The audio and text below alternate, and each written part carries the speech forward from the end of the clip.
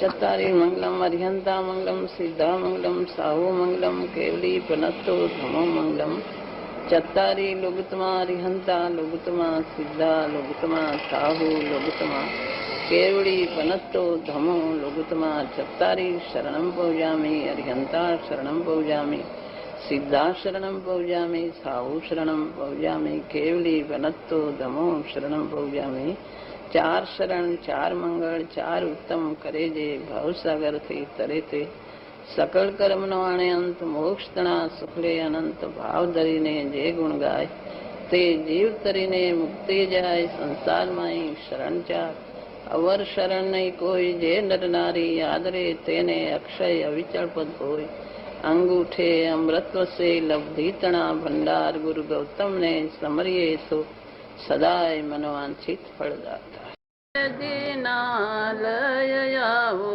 प्रभु मुख जोवने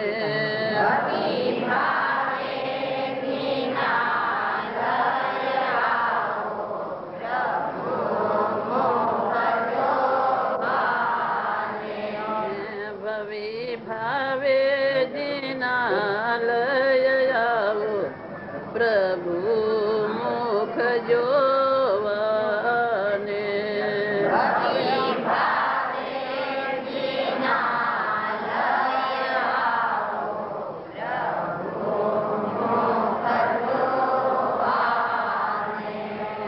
मने लागो छे प्रेम प्रभु तारो परम सुख पावाने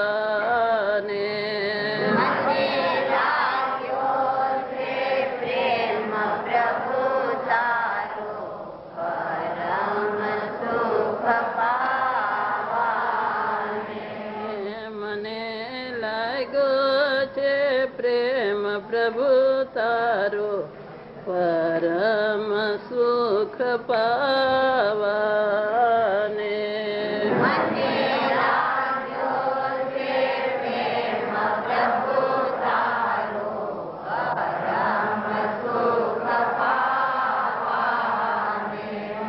भवन मां भूलो पड़ो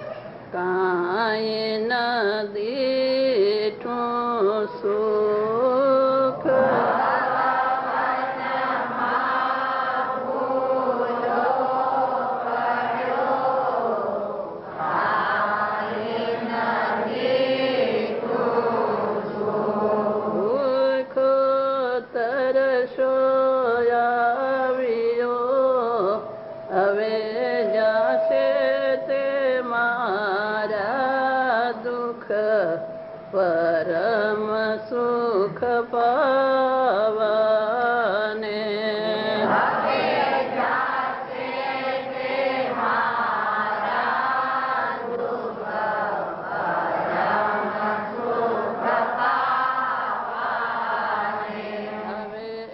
जासे ते मारा दुख परम सुख पावाने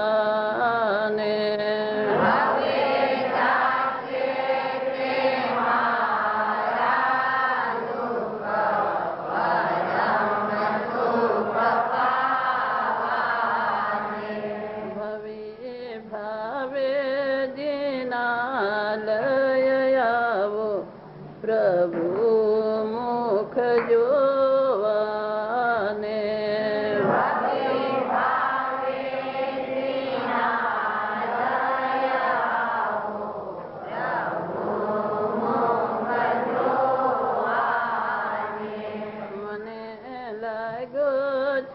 प्रेम प्रभु तारो परम सुख पावने।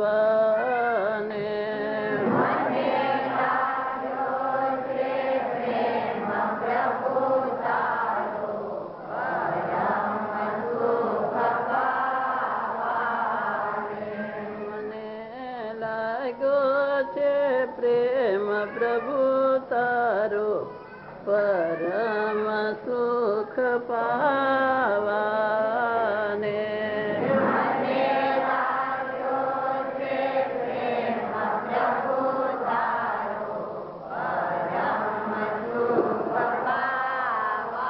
વિકલ્પથી એ પકડી રાખવાનો, વિકલ્પથી નહીં પકડી રાખવા. પછી વિકલ્પથી પકડી રાખવાનો, પછી જ્યારે એનું લક્ષ્ય છૂટી જાય ને તમને એવું લાગે કે રાગ દ્વેષ તમને જણાયા કરે ને એમ લાગે કે અર્જુન કેમ થાય છે, તો તે વખતે ફરીથી પાછા અંદર કેવી રીતે જવાનું? સમ્યક દર્શન થાય તો પાછો બહાર આવી જાય છે ને.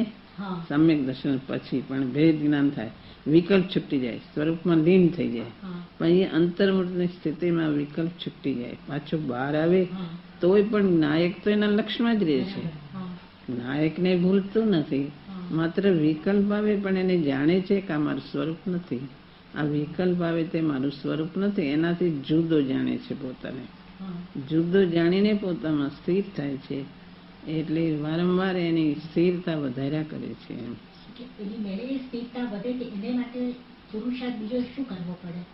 એની મેળે સ્થિરતા પોતે અંદર પોતામાં લીનતા થવાનો પ્રયત્ન કરે છે. એની મેળે કોઈ એની મેળે હાવ કાંઈ પોતે એ તરફ કાંઈ કરે જ નહીં થઈ જાય એમ નથી થતું. હા, નાયકની દ્રષ્ટિ છે એના બળથી થાય છે. અચ્છા. વારે વારે ઉપયોગ બહાર જાય, એ મર્યાદામાં ઉપયોગ બહાર જાય છે, પોતાની સ્વરૂપ તરફ પોતાની દોરી ખેંચી લે છે, પોતે એને વધારે બહાર જવા દેતો જ નથી. પોતે નાયકના જોરમાં હું આ નાયક છું, હું નથી, હું આ નાયક છું, હું નથી, એમ વારંવાર પોતાના જોરમાં એવો પુરુષાર્થ કર્યા જ કરે છે. પણ એને વિકલ્પથી પુરુષાર્થ નથી કરવો પડતો, એ સહજ કરે છે. અચ્છા, એ સહજ થાય છે. એ સહજતા, એમાં હઠ નથી કરવો પડતો કે ન થતું હોય અને રોકત વારે વારે હઠથી મહેનતથી એમ નથી કરવું પડતું. એની પોતાની નાયકને ઓળખ્યો છે એટલે એને સહજ તે તરફ પુરુષાર્થ પોતે કરે. સહજ એને પરાણે કોક પરાણે કરવું પડે એવું નથી થતું, સહજ થાય છે. પુરુષાર્થ થાય છે પણ સહજ થાય છે. જેમ જે પોતાનો સ્વભાવ હોય એ જેમ સહજ તે તરફ જાય એમ સહજ જાય છે ખરો પણ સહજ જાય છે. એવી રીતે પોતાની મેળે જ ખ્યાલ આવે કે હું જ્ઞાન સ્વરૂપ હું છું. જ્ઞાન સ્વરૂપ છું એમ પોતાને રિયાજ કરે છે. હું જ્ઞાન સ્વરૂપ, એ રાગ તરફ એને રુચિ નથી તો છૂટતો જાય છે, પોતા તરફ વળતો જાય છે. પુરુષાર્થ સહજ થાય છે. પુરુષાર્થ છે ને સહજ છે, પાછો હઠ નહીં, એવું પરાણે નથી કરતો, એની રુચિથી આનંદથી કરે છે. એમ સહજ થાય છે. આનંદથી એમ હઠથી આનંદ એટલે ઓલો આનંદ નહીં, સ્વરૂપ આનંદ નહીં, પણ એ આમ ઓલા હઠ એટલે ખેદપૂર્વક નથી, એમ આનંદ એની રુચિપૂર્વક આનંદ કરે છે. આમાં રસ આવે છે પુરુષાર્થ. એક સહજ પોતાનું સ્વરૂપ છે એટલે સહજ તે તરફ જાય અને પોતે એ જાતને અંદર આનંદથી રુચિથી જાય છે. રસપૂર્વક બહારના દ્રષ્ટાંતમાં જેમ ભગવાનના દર્શનનો પોતાને રસ લાગ્યો, ગુરુના દર્શન, તો પોતે જાય તો એમ કે હઠથી નથી જતો, પોતે પોતાના આનંદથી જાય છે. એમ નાયકનો પ્રેમ લાગ્યો, પોતે આનંદથી સહજપણે જાય છે.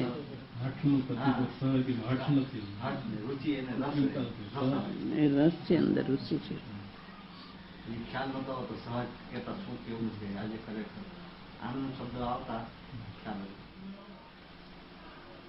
અને પોતાનો સ્વભાવ છે, પોતાને અનુકૂળ છે, કઈ પોતાથી પ્રતિકૂળ નથી, સહજ છે. પછી શરીરથી ભિન્ન તો તરત ખ્યાલ આવી જાય, પણ જે ભાવો થાય છે એનાથી ભિન્નતાનો એ મુશ્કેલ પડે છે. શરીર તો જડ, એ તો દેખાય એવું છે, એનાથી જુદું. અંદર ભાવ એમાં સૂક્ષ્મ ઉપયોગ કરે તો જુદું પડે.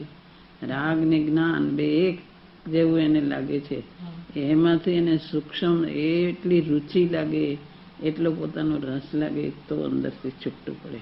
અંદરથી છૂટું પડવું મુશ્કેલ પડે છે એને, એટલી તૈયારી હોય તો છૂટું પડે અંદરથી. છૂટું પડી ગયા પછી બી જયારે પાછું એવું લાગ્યા કરે કે આ રાગ જોડે જતા રહેવાય છે, ભલે તે વખતે પોતાનો ખ્યાલ આવે કે હું જ્ઞાન છું ને મારામાં રાગ દ્વેષ જણાય છે, છતાં બી જે જતા રહેવાય છે, તો તે વખતે શું પુરુષાર્થ કરવાનો? એ જતા રહેવાય છે ને તો એ નાયકનું બરાબર એને ધ્યાન રાખે છે. નાયક, હું તો નાયક છું પણ જતું રહેવાય છે.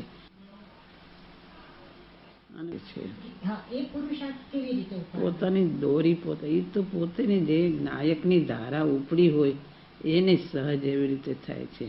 પેલા જેને નાયકની ધારા ઉપડી નથી, સ્વાનુભૂતિ થઈ નથી, એને એવી રીતે સહજ થતું નથી. તો વિકલ્પ કરીને થાય, કરે તો થાય છે. એને તો એને કે આ મારું સ્વરૂપ નથી, હું આ નથી, જુદો છું, એવા વિકલ્પ કરે, એવા વિચારો કરે, ત્યારે એને જુદો અભ્યાસ થાય છે.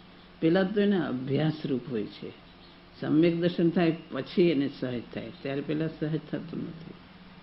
ત્યારે વિચાર કરીને પોતા તરફ લાવે છે કે હું તો જાણનાર છું, આ મારું સ્વરૂપ નથી, એવા વિચારો કરે છે. આ તો રાગદ્વેષ છે, આમાં રોકાવા જેવું નથી, આત્માનું સ્વરૂપ એ તરફ જવા જેવું છે, એમ વિચારો કરી અને પોતે એનાથી થોડો છૂટો પડે છે.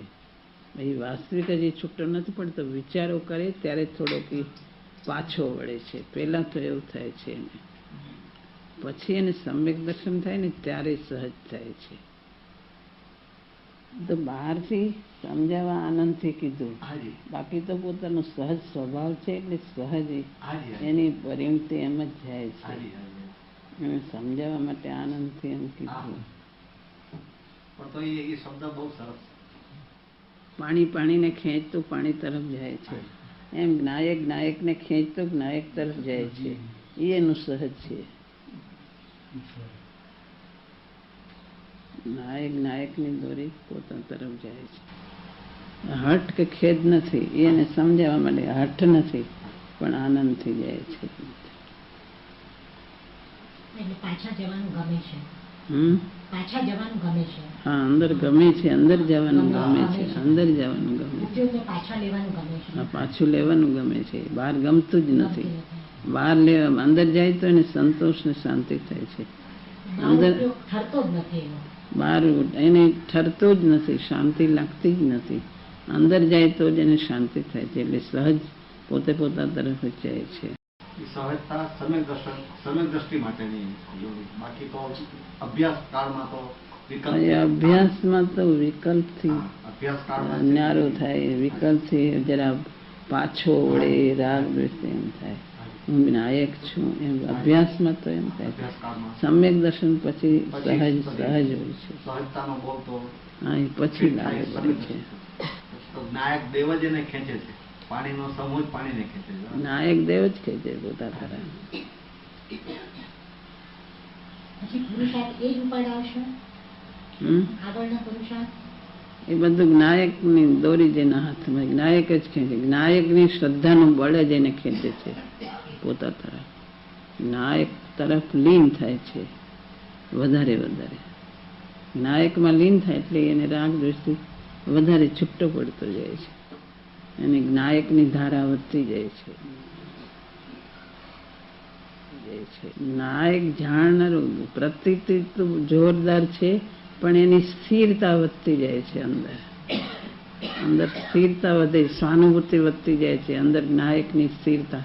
બહાર જાય તો વિકલ્પ આવે, અસ્થિરતા અમુક જાય. અંદર નાયકની સ્થિરતા વધતી જાય. કઈ દશા કહેવાય?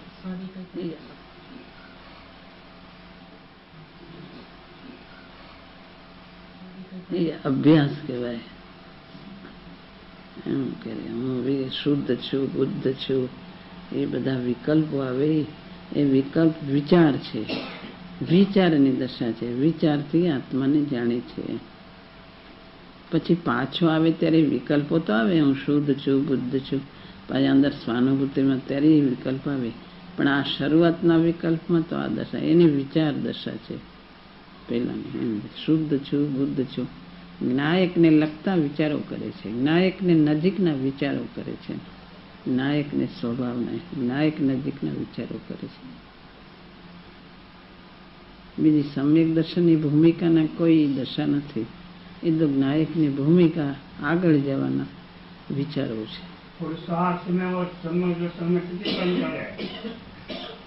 सम्यक दर्शन पुरुषार्थ में अंतर जो सम्यक दर्शन तो स्वानुभूति हो गई, ये तो सम्यक दर्शन प्रकट हो गયું. पीछे पुरुषार्थ तो पची लीनता बाकी रह जाए, केवल ज्ञान नहीं हुआ, सम्यक दर्शन ज हुआ.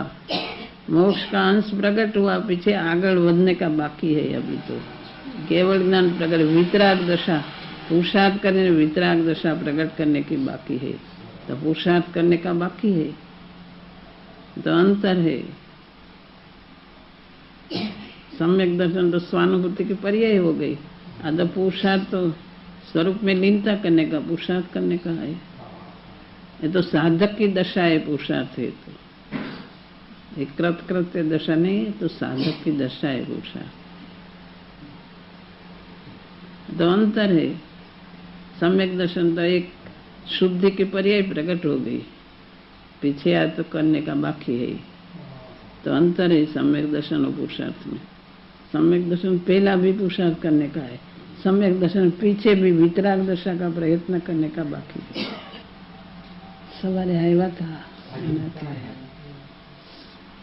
सांझ सुधी रोकाई। आत्मा अद्भुत चमत्कारी है, उसमें उपयोग को भीतर में ऊंडाण में ले जाए, गहराई में। आत्मा की महिमा पूर्वक हाँ, महिमा पूर्वक ले जाए। ऐसे लुखा ऐसे विचार कर लिया तो छूट गया, आत्मा ज्ञान स्वरूप है ऐसे बोल लिया और ग्रहण कर, ऐसे नहीं, इसकी महिमा आना चाहिए। एक ज्ञान स्वरूप आत्मा ज्ञाय आनंद गुण से भरपूर आश्चर्यकारी आनंदकारी आत्मा है, महिमावंत है, ऐसे विचार भीतर में जावे। एक ज्ञान स्वरूप में हूँ, ऐसा आनंद गुण से भरपूर चैतन्य चमत्कारी मैं हूँ, चैतन्य देव हूँ, दिव्यता से भरे लो, ऐसे भीतर में अद्भुतता लगनी चाहिए इसको। तो आत्मा को ग्रहण करे वो गहरे होते, बाहर में उपयोग जाते तो स्थूल होता है। बाह्य में जो उपयोग जाता है वो स्थूल है। हाँ, बाहर में जाते स्थूल है उपयोग। आत्मा की महिमा नहीं लगे और ज्ञान स्वरूप करने लगे, ऐसे लुखा ज्ञान स्वरूप करने लगे तो नहीं होता। इसकी महिमा आना चाहिए। मैं ज्ञान स्वरूप चैतन्य स्वरूप कोई अद्भुत आत्मा हूँ, ऐसी महिमा आवे तो भीतर में जाता है। बताइए आप अपने शब्द में आत्मा की महिमा कितनी, आत्मा की महिमा है? अपना शब्द में आत्मा ने महिमा શું समझाता अपना शब्द में? महिमा એટલે इसकी अद्भुतता लगनी चाहिए, आश्चर्य लगना चाहिए। ये तो कोई अद्भुत तत्व है, सीध भगवान जैसा मेरा आत्मा है, कोई ऐसा सामान्य ऐसा नहीं है। मैं तो सब लोग के ऊपर तरता कोई अद्भुत हूँ। महिमा आवे, अद्भुत आश्चर्य लगना चाहिए, आश्चर्य लगना चाहिए। वहाँ दिल लगे, उपयोग वहाँ ही लगे। भगवान का दर्शन करते ही मंदिर में तो भगवान की जिसको महिमा होती है वितराग स्वरूप, तो भगवान का वो प्रतिमा जी देख कर भी इसको आश्चर्य लगने कि ऐसा भगवान वितराग आत्मा ऐसा होता है। तो चैतन्य भगवान का आश्चर्य लगना चाहिए। तो इससे उपयोग वहाँ छुट्टे ही नहीं, तो वहाँ वारे इसको महिमा लगने वाले इसको जानने के लिए इसके वहाँ जाए, इसी महिमा लगे। तो महिमा नहीं लगे तो ज्ञान स्वरूप से विचार करके छूट जाता है। इसका महिमा लगे से भगवान की महिमा लगते तो प्रतिमा जी मंदिर में, तो इसको वहाँ देख कर इसको शांति होती है। ये भगवान कैसा है, वितरागी है। आत्मा भगवान की महिमा लगना चाहिए। ये प्रतिमा जैसे तो साक्षात भगवान कैसा होता है, एम साक्षात भगवान की ये महिमा आवे, आत्मा भगवान की महिमा आना चाहिए कि वहाँ चित्त वहाँ ही लगे और दूसरे लगे नहीं। इतना महिमावान पदार्थ में स्वयं होते हुए भी, और फिर भी मुझे स्वयं की महिमा क्यों नहीं आई? कोई दूसरा तो है नहीं, मैं स्वयं ही हूँ, ऐसा तो महिमावान तो होते भी महिमा स्वयं महिमा केम नहीं आवता? हाँ, बाहर में रुक रहा है, बाहर की महिमा है, बाह्य पदार्थों में रुक जाता है, इसकी महिमा लगता है। ये देखने के आश्चर्य होता है, ये देखो बाहर में, सब देखने में बाहर में रुक जाता है, भीतर इसका विश्वास नहीं आता। चैतन्य भगवान का देखने में नहीं है तो विश्वास भी नहीं होता, बाहर में विश्वास होता है। ये सब महिमा लगता है बाहर में। कोई बाहर में सामान्य बात हो तो देखने के कुतोड़ करने के देखने को जाता है बाहर में, पर भीतर आत्मा को आश्चर्य कुतोड़ कर देखने को भी नहीं जाता है। शास्त्र में आता है ना कि तुम एक बार कुतोड़ कर देख तो करो, કે અંદર આત્મા બિરાજે છે, દેખતા નહીં. मन तो बहुत करता है देखने को। देखिए मन तो બહુ કરે છે. पण इसका उपाय नहीं करता है. देख उपाय करना चाहिए भीतर में, कैसे जावे, कैसे इसका क्या उपाय, भीतर में कैसे जावे, उपाय करना चाहिए. अनादि का अभ्यास है ना, बाहर बाहर रहते, उपाय करे तो भीतर में जाए. ये दूसरा कोई नहीं, आप ही तो अपना स्वभाव है, इसलिए सहज है, सरल है. पण अनादिकाल से अभ्यास दूसरा हो रहा है ना, तो दुर्लभ हो गया है. बाहर में अनादिकाल से भटक रहे नहीं तो दुर्लभ हो रहा है. भीतर में स्वभाव अपना है, इसलिए तो सहज है, पण पुरुषार्थ नहीं करते. जैसे जो सम्यक दृष्टि जीव होता है उसको अनुभूति मतलब कितनी बार होती है, कोई माप है क्या? चतुर्थ गुण स्थानवर्ती को चौथे गुण स्थान है, इसका कोई नियम नहीं होता है. छठे गुण स्थान सातवें नियम होता है, अंतर्मुख अंतर में. चौथे गुण स्थान है ऐसा, छठे सातवें जैसा तो नहीं होता. चौथे का कोई नियम नहीं होता है. ये सो होता है, ये तो चौकस है, होता तो है, ऐसा काल का नियम नहीं होता. आत्मस्पर्श और आत्मानुभूति में अंतर है कुछ? आत्मस्पर्श ने आत्मानुभूति એ બેમાં કઈ તફાવત છે? दोनों एक ही है, दोनों एक ही है. वास्तविक रीते आत्मस्पर्श ये बाहर से आत्मा को जान लिया ऐसा नहीं. भीतर में अनुभूति क्या है, आत्मस्पर्श और आत्मानुभूति दोनों एक ही है. आत्मानुभूति दर्शन उपयोग में होती है कि ज्ञान उपयोग में होती है? ये अज्ञान उपयोग में होते हैं. दर्शन साथ में रहते हैं, दर्शन भी साथ में, ज्ञान भी है. ज्ञान और दर्शन दोनों ही है. इतना सामान्य उपयोग नहीं, सामान्य और विशेष दोनों ही रहता है. अपने को जानता है, पर्याय को भी जानता है, सब जानता है. अनुभूति अपना वेदन को जानता है, सबको द्रव्य को जानता है, सब. विशेष उपयोग भी रहता है, सामान्य विशेष दोनों रहता है. घना कहते हैं पद ने जाने ते ज्ञान स्व ने स्व पर प्रकाशक है नहीं, तो भीतर में ज्ञान और दर्शन उपयोग दोनों. दर्शन हो करके ज्ञान हो जाता है. बस जुदी जुदी अपेक्षा खिदमत का दर्शन पूर्वक ज्ञान है. दर्शन पूर्वक ज्ञान. गृहस्थ में रह के कैसे आत्म साधन करें? ગૃહસ્થીમાં સંસારમાં રહીને આત્મ કાર્ય કેવી રીતે સાધનાનું કામ કેવી રીતે કરવું? गृहस्थમાં રહીને પણ આત્માની रुचि, विचार, वांचन, भेद ज्ञान का अभ्यास सब हो सकता है. गृहस्थ का कार्य कहीं रुकता नहीं है. भीतर में आत्मा का अभ्यास हो सकता है. गृहस्थाश्रम में रहकर भी विचार, वांचन, चिंतन, आत्मा का भेद ज्ञान का अभ्यास सब हो सकता है. गौतम स्वामी ने पात्रता एक क्षण में फरी गया. पहला तो बीजा मत ने मानता था, अन्य मत मानता था. 500 શીશ ને ભણાવતા હતા અને બધું અન્ય મત બીજું જ માનતા હતા. એમાંથી ભગવાનના સમુસરણમાં ગયા, એકદમ થઈ ગયા. માન સમ देखो, एक भगवान के महावीर भगवान पधार्या છે, જે એમને દર્શન કરવા ગયા ત્યાં તો માન સમ देखीने માન આમ આ સમુસરણ આવું માન સંભાવ તે ભગવાન કેવા હશે એવી અંદર હૃદયની પાત્રતા હતી. એકદમ ફરી ગયા. પોતે જાણ્યું તો કંઈક બીજા જ મત નહોતો, એમાંથી ફરી ગયા એકદમ. આ કંઈક બીજું લાગે છે એવું થઈ ગયું એકદમ.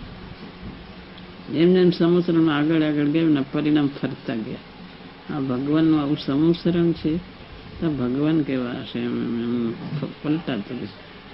ભગવાનના જ્યાં સમુસરણમાં ગયા ત્યાં તો પાત્ર છે ને ભગવાનની વાણી છૂટીને એમને અંતરમાં સમ્યક દર્શન, સ્વાનુભૂતિ, મુનિ દશા, 4 જ્ઞાન બધું એક સાથે અંતર્મૂર્તમાં પ્રગટ થઈ ગયું.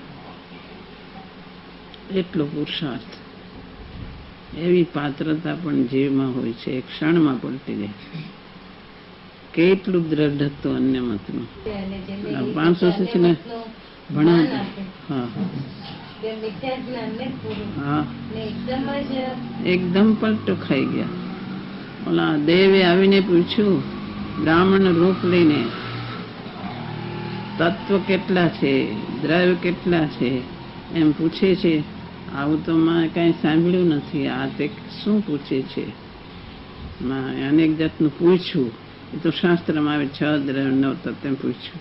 પણ અહીંયા અનેક રીતે અહીં પૂછીને એને પૂછ્યું એવી રીતે કે એને આશ્ચર્ય લઈ ગયું કે આ શું પૂછે છે, મને આવડતું નથી. એમથી મને નથી આવડતું. ત્યાં કોણ આવું જાણે છે કે હું માનું છું હું સર્વજ્ઞ છું, કે છે જગતમાં સર્વાત્મ ક્યાંથી જાણ્યો કે મહાવીર ભગવાન પધાર્યા છે, એ સર્વજ્ઞ છે. સર્વજ્ઞ છે તો એને એમ થયું કે હું સર્વજ્ઞ માનું છું, તો આ કોણ સર્વજ્ઞ છે બીજા? તને દર્શન કરવા જવાય ખરું કે હા? આશ્ચર્ય લાગી ગયું. પોતાના આગ્રહ બધા છૂટી ગયા એકદમ. આ કંઈક નવું જ કે છે એમ થઈ ગયું.